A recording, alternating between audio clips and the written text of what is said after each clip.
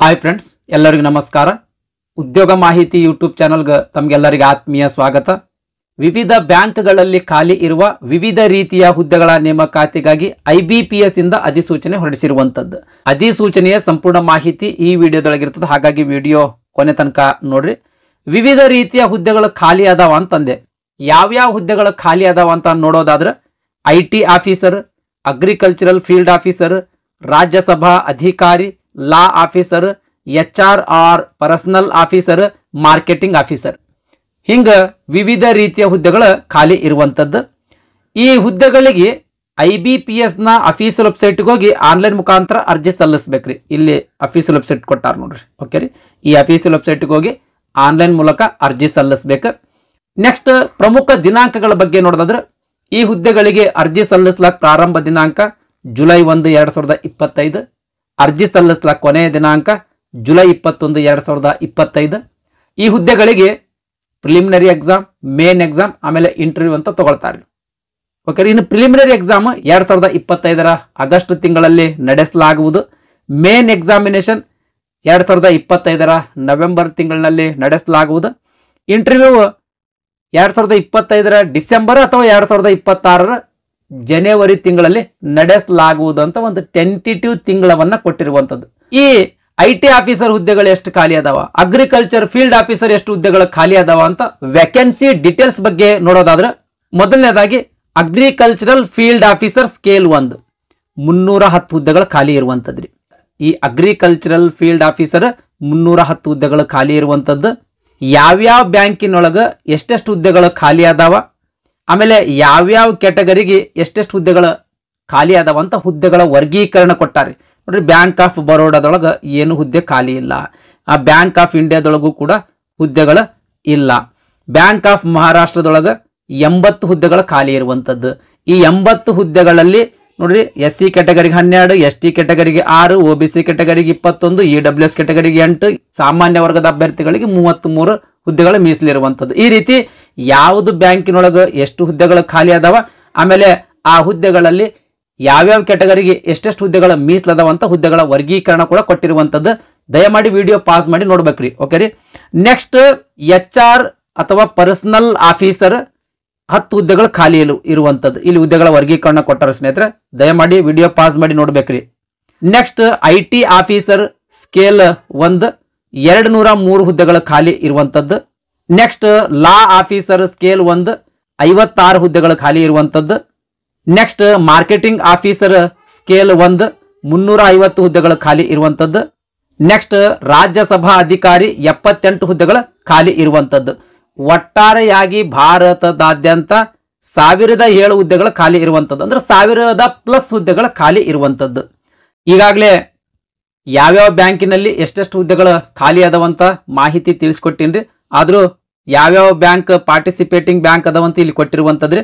Bank of Baroda, bank of India, bank of Maharashtra, Canara bank, central bank of India, Indian bank, Indian overseas bank, Punjab national bank, Punjab and Sindh bank, UCO bank, union bank of India, ಇವಿಷ್ಟು ಬ್ಯಾಂಕ್ಗಳಲ್ಲಿ ಹುದ್ದೆಗಳು ಖಾಲಿ ಇರುವಂತದ್ರಿ.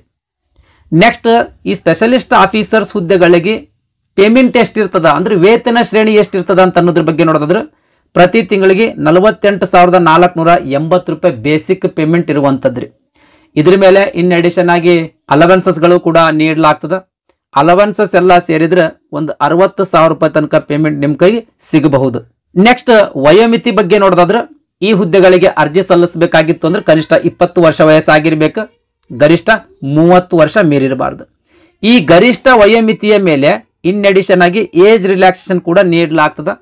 Age relaxation ಬಗ್ಗೆ ನೋಡೋದಾದ್ರೆ SC ಮತ್ತು ST category ಅಭ್ಯರ್ಥಿಗಳಿಗೆ 5 ವರ್ಷಗಳು, OBC category ಅಭ್ಯರ್ಥಿಗಳಿಗೆ 3 ವರ್ಷಗಳು, ಅಂಗವಿಕಲ ಅಭ್ಯರ್ಥಿಗಳಿಗೆ 10 ವರ್ಷಗಳು, ಮಾಜಿ ಸೈನಿಕ ಅಭ್ಯರ್ಥಿಗಳಿಗೆ ಎಷ್ಟು ವರ್ಷ ಸೈನ್ಯದೊಳಗೆ ಸೇವೆ ಸಲ್ಲಿಸಿರ್ತಾರೋ ಅದ್ರ ಮೇಲೆ 5 ವರ್ಷಗಳು.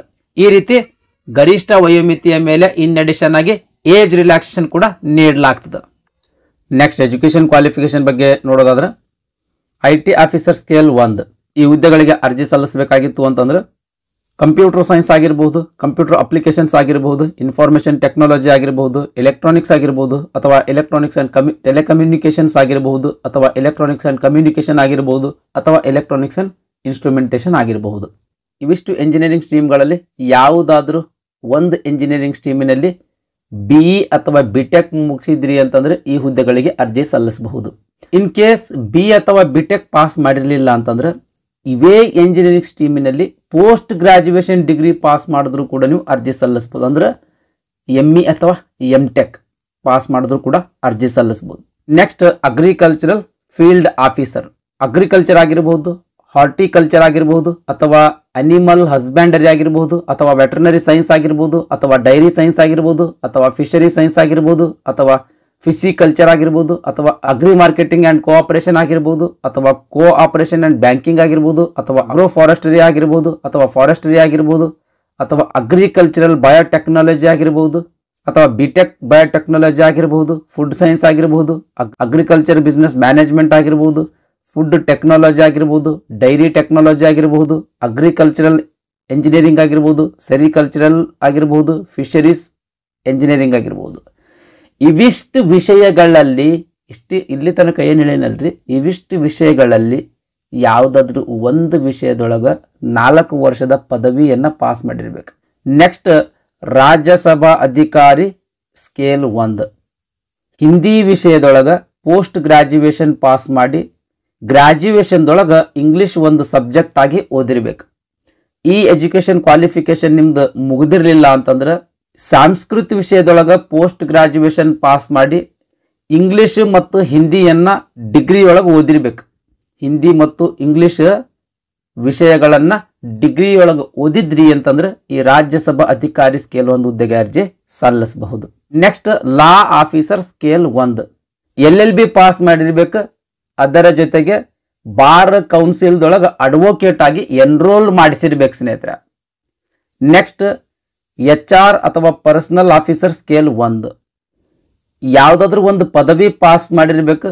ಅದ್ರ ಜೊತೆಗೆ ಪೋಸ್ಟ್ ಗ್ರಾಜ್ಯುಯೇಷನ್ ಡಿಗ್ರಿ ಪಾಸ್ ಮಾಡಿರ್ಬೇಕು. ಇನ್ ಕೇಸ್ ಈ ಕೋರ್ಸ್ ಪಾಸ್ ಮಾಡಿರಲಿಲ್ಲ ಅಂತಂದ್ರೆ ಪರ್ಸನಲ್ ಮ್ಯಾನೇಜ್ಮೆಂಟ್ ಅಥವಾ ಇಂಡಸ್ಟ್ರಿಯಲ್ ರಿಲೇಷನ್ಸ್ ಅಥವಾ HR ಅಥವಾ HRD ಅಥವಾ ಸೋಷಿಯಲ್ ವರ್ಕ್ ಅಥವಾ ಲೇಬರ್ ಲಾ, ಇವಿಷ್ಟು ವಿಷಯದೊಳಗೆ ಯಾವುದಾದ್ರೂ ಒಂದು ವಿಷಯದಲ್ಲಿ ಪೋಸ್ಟ್ ಗ್ರಾಜ್ಯುಯೇಟ್ ಡಿಪ್ಲೊಮಾ ಪಾಸ್ ಮಾಡಿದ್ರು ನೀವು ಅರ್ಜಿ ಸಲ್ಲಿಸಬಹುದು. ನೆಕ್ಸ್ಟ್ ಮಾರ್ಕೆಟಿಂಗ್ ಆಫೀಸರ್, ಯಾವುದಾದ್ರೂ ಒಂದು ಡಿಗ್ರಿ ಪಾಸ್ ಮಾಡಿರ್ಬೇಕು. ಈ ಡಿಗ್ರಿಯ ಜೊತೆಗೆ ಮಾರ್ಕೆಟಿಂಗ್ ವಿಷಯದಲ್ಲಿ master of management studies course pass ಮಾಡಿರ್ಬೇಕು. ಈ MMS ಕೋರ್ಸ್ ಪಾಸ್ ಮಾಡಿರಲಿಲ್ಲ ಅಂತ ತಿಳ್ಕೊಳ್ರಿ. MMS ಅಂತಂದ್ರೆ ಮಾಸ್ಟರ್ ಆಫ್ ಮ್ಯಾನೇಜ್ಮೆಂಟ್ ಸ್ಟಡೀಸ್ ಅಂತ ಬರ್ತದೆ. ಮಾರ್ಕೆಟಿಂಗ್ ವಿಷಯದಲ್ಲಿ ಈ 2 ವರ್ಷದ ಕೋರ್ಸ್ ಪಾಸ್ ಮಾಡಿರ್ಬೇಕು. ಈ MMS ಕೋರ್ಸ್ ಪಾಸ್ ಮಾಡಿರಲಿಲ್ಲ ಅಂತಂದ್ರೆ ಇದೇ ಮಾರ್ಕೆಟಿಂಗ್ ವಿಷಯದಲ್ಲಿ MBA ಕೋರ್ಸ್ ಪಾಸ್ ಮಾಡಿರ್ಬೇಕು. ಈ MBAನು ಮುಗಿದಿರಲಿಲ್ಲ ಅಂತಂದ್ರೆ PGDBA ಅಥವಾ PGDBM ಅಥವಾ PGPM ಅಥವಾ PGDM, ಇವಿಷ್ಟು ಕೋರ್ಸ್ಗಳಲ್ಲಿ ಯಾವುದಾದ್ರೂ ಒಂದು ಕೋರ್ಸನ್ನು ಪಾಸ್ ಮಾಡಿರ್ಬೇಕು. ಈ ಡಿಗ್ರಿಯ ಜೊತೆಗೆ ಇವಿಷ್ಟು ಕೋರ್ಸ್ಗಳಲ್ಲಿ ಯಾವುದಾದ್ರೂ ಒಂದು ಕೋರ್ಸ್ ನೀವು ಪಾಸ್ ಮಾಡಿದ್ರಿ ಅಂತಂದ್ರೆ ಮಾರ್ಕೆಟಿಂಗ್ ಆಫೀಸರ್ ಹುದ್ದೆಗಳಿಗೆ ಅರ್ಜಿ ಸಲ್ಲಿಸಬಹುದು. ಇದಿಷ್ಟು ಎಜುಕೇಷನ್ ಕ್ವಾಲಿಫಿಕೇಶನ್ ಬಗ್ಗೆ ಮಾಹಿತಿ. ನೆಕ್ಸ್ಟ್ ಅರ್ಜಿಯ ಶುಲ್ಕದ ಬಗ್ಗೆ ನೋಡೋದಾದ್ರೆ SC ST ಅಂಗವಿಕಲ ಅಭ್ಯರ್ಥಿಗಳಿಗೆ 175 ರೂಪಾಯಿ ಅರ್ಜಿ ಶುಲ್ಕ ಇರುವಂಥದ್ದು. ಈ ಕೆಟಗರಿಗಳನ್ನು ಹೊರತುಪಡಿಸಿ ಉಳಿದಿರ್ತಕ್ಕಂಥ ಎಲ್ಲ ಕೆಟಗರಿಯ ಅಭ್ಯರ್ಥಿಗಳಿಗೆ 850 ರೂಪಾಯಿ ಅರ್ಜಿ ಶುಲ್ಕ ಇರುವಂಥದ್ದು. ನೆಕ್ಸ್ಟ್ ನೇಮಕಾತಿ ವಿಧಾನದ ಬಗ್ಗೆ ನೋಡೋಣ ಸ್ನೇಹಿತರೆ. ಮೊದಲು ಪ್ರಿಲಿಮಿನರಿ ಎಕ್ಸಾಮ್ ಇರ್ತದ್ರಿ, ಪ್ರಿಲಿಮಿನರಿ ಎಕ್ಸಾಮಿನೇಷನ್ ಇರ್ತದ. ಲಾ ಆಫೀಸರ್ ಮತ್ತು ರಾಜ್ಯಸಭಾ ಅಧಿಕಾರಿಯ ಪ್ರಿಲಿಮಿನರಿ ಎಕ್ಸಾಮಿನೇಷನ್ ಬಗ್ಗೆ ನೋಡೋಣ್ರಿ. 125 ಮಾರ್ಕ್ಸಿಂದ ಎಕ್ಸಾಮ್ ಇರ್ತದ್ರಿ. 150 ಕ್ವಶನ್ಸ್ಗಳು ಇರ್ತಾವ.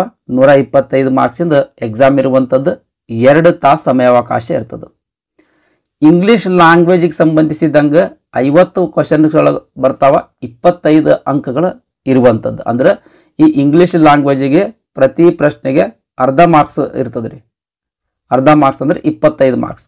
ನೆಕ್ಸ್ಟ್ ರೀಸನಿಂಗಿಗೆ ಸಂಬಂಧಿಸಿದಂಗೆ 50 ಪ್ರಶ್ನೆಗಳು ಕೇಳ್ತಾರೆ. ಅಂದ್ರೆ 50 ಮಾರ್ಕ್ಸ್. ಅಂದ್ರೆ ಪ್ರತಿ ಪ್ರಶ್ನೆಗೆ 1 ಅಂಕ ಅಂತ ನಿಗದಿಪಡಿಸಿರುವಂಥದ್ದು. General awareness with special reference to banking ಇಂಡಸ್ಟ್ರಿಗೆ ಸಂಬಂಧಿಸಿದಂಗೆ 50 ಅಂಕಗಳು. ಓಕೆ ರೀ. ಒಟ್ಟು ಈ ರೀತಿ 125 ಅಂಕಗಳದ್ದು ಎಕ್ಸಾಮ್ ಇರ್ತದೆ. ಅಂದ್ರೆ 125 ಮಾರ್ಕ್ಸಿಂದ ಎಕ್ಸಾಮ್ ಇರುವಂಥದ್ದು. ಇಂಗ್ಲೀಷ್ 40 ನಿಮಿಷ, ಆಮೇಲೆ ರೀಸನಿಂಗ್ 40 ನಿಮಿಷ, ಇದು ಒಂದು ಸಬ್ಜೆಕ್ಟ್ ಏನದಲ್ಲ 40 ನಿಮಿಷ, ಈ ರೀತಿ ಸಮಯಾವಕಾಶ ಕೊಡ್ತಾರೆ. ಒಟ್ಟಾರೆಯಾಗಿ 2 ತಾಸು ಸಮಯಾವಕಾಶ ಇರುವಂಥದ್ದು. Next IT officer, agricultural field officer, HR ಅಥವಾ ಪರ್ಸನಲ್ ಆಫೀಸರ್, ಆಮೇಲೆ ಮಾರ್ಕೆಟಿಂಗ್ ಆಫೀಸರ್, ಈ ಹುದ್ದೆಗಳ ಪ್ರಿಲಿಮಿನರಿ ಎಕ್ಸಾಮಿನೇಷನ್ ಬಗ್ಗೆ ನೋಡಿದ್ರೆ ಇದು ಕೂಡ 125 ಮಾರ್ಕ್ಸಿನ ಎಕ್ಸಾಮ್ ಇರುವಂಥದ್ದು. 2 ತಾಸು ಸಮಯಾವಕಾಶ ಇರ್ತದೆ. ಸೇಮ್ ಅದ ಸ್ನೇಹಿತರೆ, ಇಲ್ಲಿ ಇಂಗ್ಲಿಷ್ ಲ್ಯಾಂಗ್ವೇಜ್ ರೀಸನಿಂಗ್ ಆಮೇಲೆ ಕ್ವಾಂಟಿಟಿವ್ ಅಪ್ಟಿಟ್ಯೂಡ್ ಬಂದದ್ದು. ಅಲ್ಲಿ ಜನರಲ್ ಅವೇರ್ನೆಸ್ ಬಂದಿತ್ತು, ಇಲ್ಲಿ ಕ್ವಾಂಟಿಟಿವ್ ಅಪ್ಟಿಟ್ಯೂಡ್ ಬಂದಿರುವಂಥದ್ದು. ಇದು ಕೂಡ ಪ್ರತಿ ವಿಷಯಕ್ಕೆ ಸಂಬಂಧಿಸಿದಂಗೆ 40 ನಿಮಿಷ ಸಮಯಾವಕಾಶ ಕೊಡ್ತಾರೆ. ಈ preliminary exam objective type multiple choice answers ಹೊಂದಿರುವಂಥ ಕ್ವಶನ್ಸ್ಗಳಿರ್ತಾವೆ. ಅಂದ್ರೆ ಟಿಕ್ ಹಾಕುವ ಕ್ವಶನ್ಸ್ಗಳಿರ್ತಾವೆ. ಪ್ರತಿ ಪ್ರಶ್ನೆಗೆ 4 ಆಪ್ಷನ್ಸ್ಗಳಿರ್ತಾವೆ. ಅದರೊಳಗೆ ಒಂದು ಸರಿಯಾದ ಉತ್ತರ ಇರ್ತದೆ. ಆ ಸರಿಯಾದ ಉತ್ತರ ನೀವು ಟಿಕ್ ಮಾಡೋದಿರ್ತದೆ. ಸರಿಯಾದ ಉತ್ತರ ಟಿಕ್ ಮಾಡಿರಿ ಅಂತ ತಿಳ್ಕೊಳ್ರಿ. ಆ ಪ್ರಶ್ನೆಗೆ ಎಷ್ಟು ಅಂಕ ಅಂತ ನಿಗದಿಪಡಿಸಿರ್ತಾರೋ ಅಷ್ಟು ಅಂಕ ನಿಮಗೆ ಕೊಡ್ತಾರೆ. ಓಕೆ ರೀ. ನೆಕ್ಸ್ಟ್ ನೆಗೆಟಿವ್ ವ್ಯಾಲ್ಯೂಯೇಷನ್ ಇರಂಗಿಲ್ರಿ. ಸರಿಯಾದ ಉತ್ತರ ಟಿಕ್ ಹಾಕುವಲ್ಲಿ ತಪ್ಪು ಉತ್ತರ ಟಿಕ್ ಹಾಕಿದ್ರಿ ಅಂತಂದ್ರೆ ನೀವು ತೆಗೆದುಕೊಂಡಿರ್ತಕ್ಕಂಥ ಅಂಕಗಳಲ್ಲಿ ಯಾವುದೇ ಅಂಕ ಡಿಡಕ್ಟ್ ಮಾಡಂಗಿಲ್ಲ. ನೆಗೆಟಿವ್ ವ್ಯಾಲ್ಯೂಯೇಷನ್ ಇರಂಗಿಲ್ಲ. ಎಕ್ಸಾಮ್ ಇಂಗ್ಲಿಷ್ ಮತ್ತು ಹಿಂದಿ ಭಾಷೆ ಒಳಗೆ ಇರ್ತದೆ. ಕನ್ನಡ ಭಾಷೆ ಒಳಗೆ ಎಕ್ಸಾಮ್ ಇರಂಗಿಲ್ಲ. ಈ ಪ್ರಿಲಿಮಿನರಿ ಎಕ್ಸಾಮ್ ಒಂಥರ ಎಲಿಜಿಬಿಲಿಟಿ ಎಕ್ಸಾಮ್ ಇದ್ದಂಗ್ರಿ. ಈ ಪ್ರಿಲಿಮಿನರಿ ಎಕ್ಸಾಮ್ದೊಳಗೆ ಅತಿ ಹೆಚ್ಚು ಅಂಕ ಗಳಿಸಿರ್ತಕ್ಕಂಥ ಅಭ್ಯರ್ಥಿಗಳನ್ನು ಮಾತ್ರ ಮೇನ್ ಎಕ್ಸಾಮಿನೇಷನ್ಗೆ ಸೆಲೆಕ್ಟ್ ಮಾಡ್ತಾರೆ. ಓಕೆ ರೀ. ಆಮೇಲೆ ಇಂಗ್ಲಿಷ್ ಲ್ಯಾಂಗ್ವೇಜಿಗೆ ಸಂಬಂಧಿಸಿದಂಗೆ 25 ಮಾರ್ಕ್ಸಿಂದ ಪ್ರಶ್ನೆಗಳು ಬರ್ತಾವ. ರೀಸನಿಂಗಿಗೆ ಸಂಬಂಧಿಸಿದಂಗೆ 50 ಮಾರ್ಕ್ಸಿನ ಪ್ರಶ್ನೆಗಳು ಬರ್ತಾವ. ಕ್ವಾಂಟಿಟಿವ್ ಅಪ್ಟಿಟ್ಯೂಡ್ಗೆ ಸಂಬಂಧಿಸಿದಂಗೆ 50 ಮಾರ್ಕ್ಸಿನ ಪ್ರಶ್ನೆಗಳು ಏನು ಬರ್ತಾವಲ್ರಿ, ಪ್ರತಿ ಸೆಕ್ಷನ್ನಲ್ಲಿಯೂ ಕೂಡ ಮಿನಿಮಮ್ ಮಾರ್ಕ್ಸ್ ತಗೋಬೇಕು ಸ್ನೇಹಿತರೆ.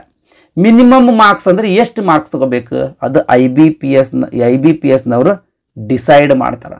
ಆ ಮಿನಿಮಮ್ ಕ್ವಾಲಿಫೈಯಿಂಗ್ ಮಾರ್ಕ್ಸ್ ತಗೊಂಡು ಪ್ರಿಲಿಮಿನರಿ ಎಕ್ಸಾಮಿನೇಷನ್ದೊಳಗೆ ಅತಿ ಹೆಚ್ಚು ಅಂಕ ಗಳಿಸಿದ್ರಿ ಅಂತಂದ್ರೆ ಮೇನ್ ಎಕ್ಸಾಮ್ ನಿಮಗೆ ಸೆಲೆಕ್ಟ್ ಮಾಡ್ತಾರೆ. ನೆಕ್ಸ್ಟ್ ಮೇನ್ ಎಕ್ಸಾಮಿನೇಷನ್ ಬಗ್ಗೆ ನೋಡೋಣ ಸ್ನೇಹಿತರೆ. ಅದರಲ್ಲಿಯೂ ಲಾ officer, IT officer, agriculture field officer, HR personal officer and marketing officer, ಈ ಹುದ್ದೆಗಳ ಮೇನ್ ಎಕ್ಸಾಮಿನೇಷನ್ ಬಗ್ಗೆ ನೋಡೋದಾದ್ರೆ 60 ಮಾರ್ಕ್ಸಿಂದ ಎಕ್ಸಾಮ್ ಸ್ನೇಹಿತರೆ. ಇದು ಕೇವಲ 60 ಮಾರ್ಕ್ಸಿಂದ ಎಕ್ಸಾಮ್. ಪ್ರೊಫೆಷನಲ್ ನಾಲೆಜಿಗೆ ಸಂಬಂಧಿಸಿದಂಥ ಪ್ರಶ್ನೆಗಳು ಕೇಳ್ತಾರ. ಆಬ್ಜೆಕ್ಟಿವ್ ಟೈಪ್ ಕ್ವಶನ್ಸ್ಗಳಿರ್ತಾವ. ಆಗ್ಲೇ ಹೇಳ್ದಂಗೆ ಪ್ರತಿ ಪ್ರಶ್ನೆಗೆ 4 ಆಪ್ಷನ್ಸ್ಗಳಿರ್ತಾವೆ. ಅದರೊಳಗೆ ಒಂದು ಸರಿಯಾದ ಉತ್ತರ ಇರ್ತದೆ. ಆ ಸರಿಯಾದ ಉತ್ತರವನ್ನು ನೀವು ಟಿಕ್ ಮಾಡಬೇಕು. ಇಲ್ಲಿ ನೆಗೆಟಿವ್ ವ್ಯಾಲ್ಯೂಯೇಷನ್ ಇರ್ತದ್ರಿ. ಸರಿಯಾದ ಉತ್ತರ ಟಿಕ್ ಮಾಡಿರಿ ಅಂತಂದ್ರೆ ಇಲ್ಲಿ ನೋಡಿ ಪ್ರತಿ ಪ್ರಶ್ನೆಗೆ ಎಷ್ಟು ಅಂಕ ನಿಗದಿಪಡಿಸಿರುವಂಥದ್ರಿ, 1 ಅಂಕ ನಿಗದಿಪಡಿಸಿರುವಂಥದ್ದು. ಓಕೆ ರೀ. ಪ್ರತಿ ಸರಿ ಉತ್ತರಕ್ಕೆ ನಿಮಗೆ 1 ಅಂಕ ಕೊಡ್ತಾರೆ.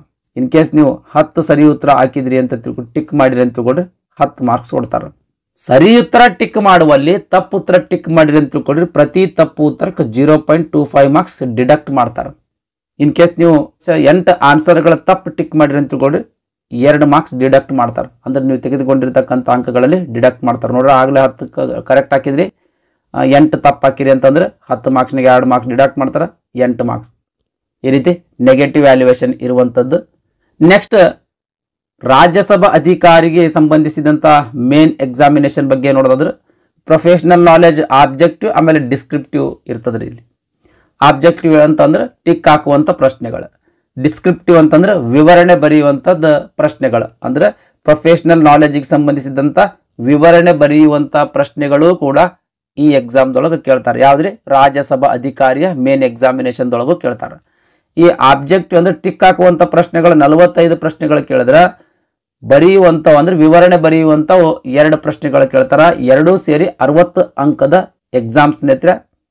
ಇಂಗ್ಲಿಷ್ ಮತ್ತು ಹಿಂದಿ ಭಾಷೆ ಒಳಗೆ ಎಕ್ಸಾಮಿನೇಷನ್ ಇರುವಂಥದ್ದು 60 ನಿಮಿಷ ಸಮಯಾವಕಾಶ ಕೊಡ್ತಾರೆ. ನೆಕ್ಸ್ಟ್ ಮೇನ್ ಎಕ್ಸಾಮಿನೇಷನ್ದೊಳಗೆ ಅತಿ ಹೆಚ್ಚು ಅಂಕ ಗಳಿಸಿರ್ತಕ್ಕಂಥ ಅಭ್ಯರ್ಥಿಗಳನ್ನ ಇಂಟರ್ವ್ಯೂಗೆ ಸೆಲೆಕ್ಟ್ ಮಾಡ್ತಾರೆ. ಇಂಟರ್ವ್ಯೂ ಕೂಡ ನೀವು ಪಾಸ್ ಆಗಬೇಕ್ರಿ. ಇನ್ನು ಫೈನಲ್ ಮೆರಿಟ್ ಲಿಸ್ಟ್ ಯಾವ ರೀತಿ ಪ್ರಿಪೇರ್ ಮಾಡ್ತಾರ ಅಂತಂದ್ರೆ ಈ ಮೇನ್ ಎಕ್ಸಾಮಿನೇಷನ್ದೊಳಗೆ ಅತಿ ಹೆಚ್ಚು ಅಂಕಗಳು ಯಾರು ಗಳಿಸಿರ್ತಾರೋ ಅಂತ ಅಭ್ಯರ್ಥಿಗಳನ್ನ ನೇಮಕಾತಿ ಮಾಡ್ಕೊಳ್ತಾರೆ. ನೆಕ್ಸ್ಟ್ ಎಕ್ಸಾಮಿನೇಷನ್ ಸೆಂಟರ್ಸ್ಗಳ ಬಗ್ಗೆ ನೋಡೋದಾದ್ರೆ ಪ್ರಿಲಿಮಿನರಿ ಎಕ್ಸಾಮಿನೇಷನ್ ಇವಿಷ್ಟು ಸ್ಥಳಗಳಲ್ಲಿ ಇರುವಂಥದ್ದು: ಬೆಂಗಳೂರು, ಬೆಳಗಾವಿ, ಧಾರವಾಡ, ಹುಬ್ಳಿ, ಕಲಬುರಗಿ, ಆಮೇಲೆ ಮಂಗಳೂರು, ಮೈಸೂರು, ಶಿವಮೊಗ್ಗ, ಉಡುಪಿ. ಇನ್ನು ಮೇನ್ ಎಕ್ಸಾಮಿನೇಷನ್ ಇವಿಷ್ಟು ಸ್ಥಳಗಳಲ್ಲಿ ಎಕ್ಸಾಮಿನೇಷನ್ ಸೆಂಟರ್ಸ್ ಇರುವಂಥದ್ದು. ನೆಕ್ಸ್ಟ್ ಹೌ ಟು ಅಪ್ಲೈ ಅಂದ್ರೆ ಅರ್ಜಿ ಹೆಂಗ್ ಸಲ್ಲಿಸೋದು ಅಂತ ಅನ್ನೋದಕ್ಕೆ ಸಂಬಂಧಿಸಿದಂಗೆ ಇಲ್ಲಿ ಗೈಡ್ಲೈನ್ಸ್ ಕೊಟ್ಟಾರ ಸ್ನೇಹಿತರೆ.